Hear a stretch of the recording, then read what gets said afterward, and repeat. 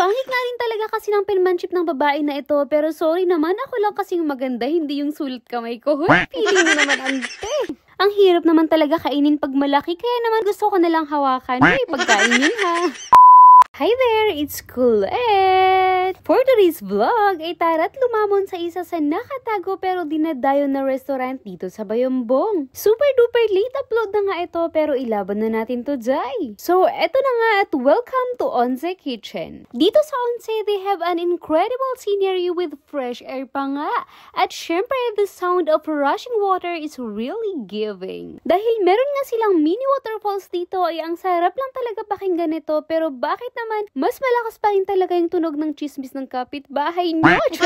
Binigay na nga rin pala sa akin yung menu at snacks nga lang din pala yung order namin. Medyo nagulat nga lang ako dahil binigay sa akin yung papel at ballpen. Akala ko ipapalista na sa akin yung mga utang ko. Hoy, ikaw nga din pala magsusulat ng order mo at sila na nga bahala magbasa dun sa sinulat ng doktor na order mo. Hoy, ang pangit nga rin talaga kasi ng penmanship ng babae na ito, pero sorry naman, ako lang kasing maganda, hindi yung sulat kamay ko. Hoy, feeling mo naman, ante.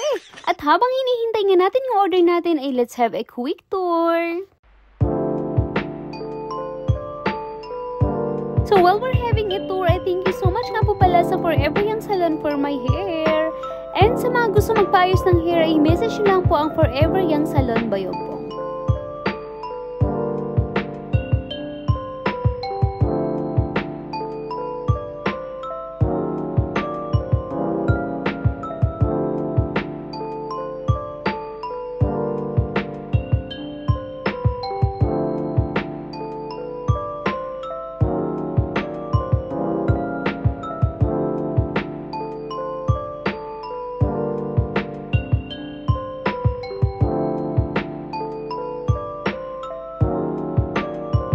At ayun na nga, ang ganda talaga dito. Sinerve na nga yung order namin at kumuha nga lang kami ng crispy chicken salad at chicken sandwich na rin. Nagustuhan ko nga yung sauce ng salad nila kaya naman ay 9/10 siya sa akin. Yung crispy chicken sandwich nga nila ang laki ng chicken sa gitna kaya naman ang hirap kainin, be.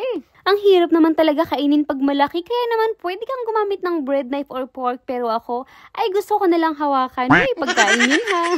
Yung Philly cheesesteak sandwich nga nila ay ang sarap din naman, yung nga lang ay nataon lang yata na sa akin napunta yung medyo maalat-alat, hoy. Pero I'm sure hindi naman siguro lahat ng Philly cheesesteak sandwich nila ay medyo maalat, baka natsambahan ko lang. Overall, dahil ang ganda nga rin ng ambience dito at syempre yung experience and food ay 9/10 nga to lahat sa akin. Sariling opinion ko lang po yun ha. Kaya naman sa mga gustong ma-experience din dito or sa mga taong gusto lang mag-chill at sa mga tulad ko na food din ang comfort nila ay arat na dito sa Onze Kitchen. Located nga pala sila dito sa Masok Bayambong, yung left turn bago sa Masok Elementary School. Sa mga gusto mag-inquire, ito nga din po pala ang page nila. So yun lang, thank you for watching and see you sa next video. Bye!